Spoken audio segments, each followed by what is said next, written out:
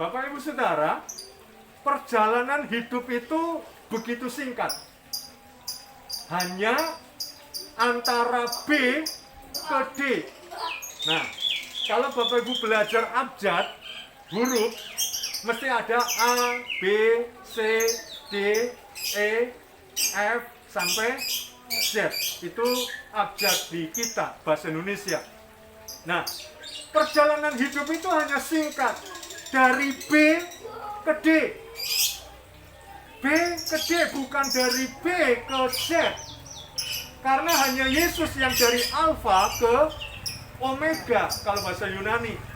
Huruf Yunani itu dimulai dengan kata dengan huruf Alfa, diakhiri dengan Omega. Kalau bahasa Indonesia diawali dengan huruf A, diakhiri dengan huruf Z. Hanya Yesus yang A sampai Z. Artinya yang awal dan yang akhir, nggak berkesudahan. Tetapi hidup manusia hanya dari B ke D. B itu birth, bahasa Jawanya mios, bahasa Indonesianya lahir, hanya sampai ke D. D itu death, bahasa Indonesianya mati. Ya, hanya dari B ke D, hanya dari lahir sampai kepada kematian. Begitu singkat, tidak lama, nggak panjang. Walaupun mungkin Bapak Ibu Saudara, ada yang berkata ada yang 70 tahun kata firman Tuhan, 80 tahun. Tapi itu waktu yang singkat. Waktu yang benar-benar singkat. Dari B ke D, hanya dari birth ke death. Namun antara B dan D itu ada satu huruf yang tidak bisa kita lupakan, yaitu C. Betul nggak? Antara B ke D ada satu huruf. Apa itu? C. Nah, C itu bahasa Inggrisnya choice. Bahasa Indonesianya pilihan. Nah, antara hidup sampai kepada kematian, kita itu selalu diperhadapkan dengan namanya choice, dengan namanya pilihan. Maka dari hidup sampai kepada mati, kita bebas untuk memilih.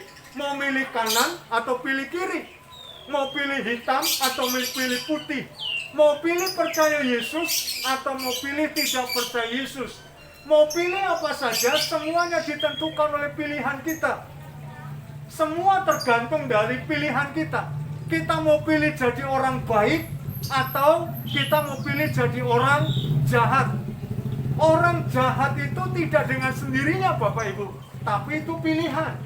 Setuju? Demikian juga orang baik itu tidak dengan sendirinya. Bukan karena dilahirkan dari keluarga baik, orang tua yang baik, papa mama yang baik, bapak ibu yang baik, otomatis anaknya baik, belum tentu. Demikian juga orang jahat tidak dengan sendirinya. Meskipun lahir dari keluarga penjahat, dari keluarga orang nggak baik-baik, belum tentu anaknya otomatis jadi orang jahat. Itu serba pilihan. Dan untuk kita sampai kepada D tadi, sampai kepada kematian itu, maka kita selalu diperhadapkan pada yang namanya pilihan. Mau pilih jadi orang baik, atau mau pilih jadi orang tidak baik. Mau pilih bahagia, atau mau pilih sakit hati. Mau pilih bebas dari kepahitan, atau mau pilih memendam segala macam amarah, dendam, dan sebagainya. Karena segala sesuatu itu pasti berakibat. Berakibatnya apa? Mari kita mau baca bersama-sama dalam kitab Pengkhotbah pasal 10, ayatnya yang ke-8 dan 9. Pengkhotbah pasal 10 ayat 8 dan 9. Dua ayat firman Tuhan ini saya rindu membacanya bersama-sama dengan Bapak Ibu Saudara. Olehnya yang sudah ketemu katakan amin. Yang belum ketemu, Pengkhotbah 10 ayat 8 dan 9. Mari kita baca bersama-sama. 1, 2, 3. Barang siapa menggali lubang akan jatuh ke dalamnya, Dan barang siapa mendobrak tembok akan dipagut ular. Barang siapa memecahkan batu akan dilukainya. Barang siapa membelah kayu akan dibahayakannya. Semua bilang amin. Amin. Karenanya ada sebab dan akibat setiap pilihan kita. Mau pilih yang mana? Mau pilih baik atau tidak? Mau pilih benar atau salah? Mau pilih apa saja? Semua tergantung pada pilihan kita. Karena itu pilihlah yang patut kita pilih sebelum ajal menjemput. Yaitu pilihlah yang baik. Sebab segala sesuatunya akan mendatangkan konsekuensi. Kata pengkhotbah di sini disampaikan, barang siapa menggali lubang akan jatuh ke dalamnya. Dan barang siapa mendobrak tembok akan dipagut ular. Barang siapa memecahkan batu akan dilukainya. Barang siapa membelah kayu akan dibahayakannya. Ini seperti hukum sebab akibat. Semua pilihan kita diperhadapkan dengan hukum sebab akibat. Walaupun kadang-kadang akibat belum juga tentu karena sebab. Ya, contohnya perbuatan baik belum tentu hasilnya baik. Setuju enggak? Perbuatan baik belum tentu menghasilkan sesuatu yang baik. Awalnya saya juga nggak setuju Bapak Ibu.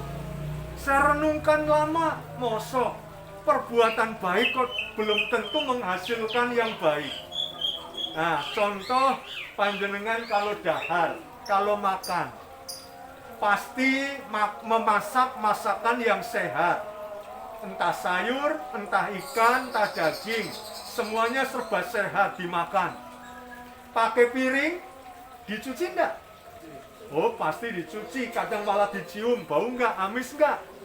Kalau amis enggak jadi, sudah dicuci, kemudian dilap pakai tisu, ya, pakai serbet, bersih. Sendoknya juga sama. Saudara pakai untuk makan. Makan, selesai makan, makanannya habis. Sebutan yang cocok untuk piring bekas makan apa namanya? Hah? Sebutan yang cocok untuk piring bekas kita makan apa namanya? Piring kotor. Loh, Bapak Ibu, memang makanannya kotor. Kok saudara makan, kok piringnya disebut piring kotor? Apa makanannya kotor? Enggak. Apakah masakan yang saudara masak itu kotor? Kok piringnya kotor? Hah? Ayo. Ya kan? Nah, sesuatu yang baik kadang-kadang belum tentu menghasilkan yang baik. Maka dari itu, nasihat orang bijak berkata bahwa segeralah cuci piringmu sehabis makan. Jangan nunggu sampai kering.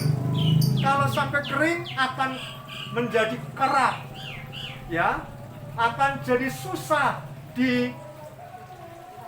dibersihkan, susah dicuci.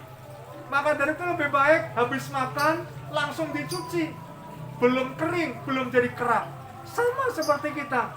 Perbuatan baik kita yang kita pilih kadang-kadang belum tentu menghasilkan sesuatu yang baik kalau kita tidak segera mencucinya.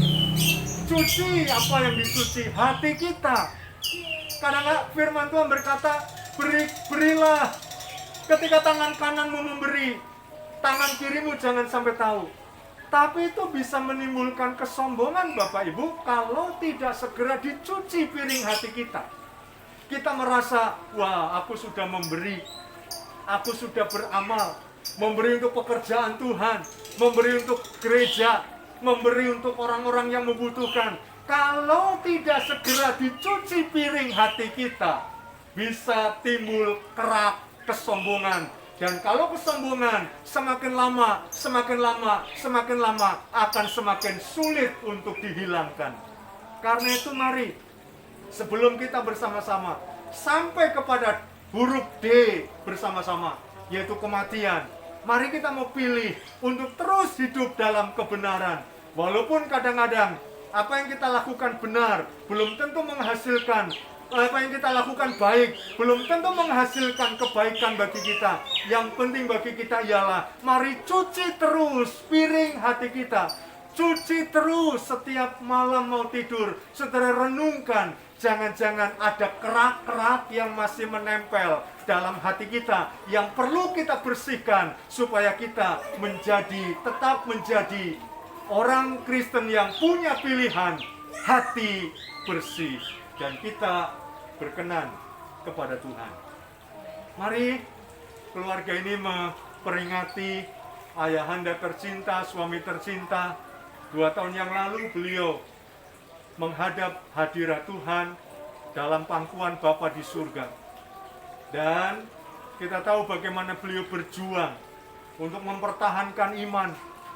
Sering sekali beliau dengan saya di sini ngudari apa saja yang perlu dibersihkan dalam hatinya.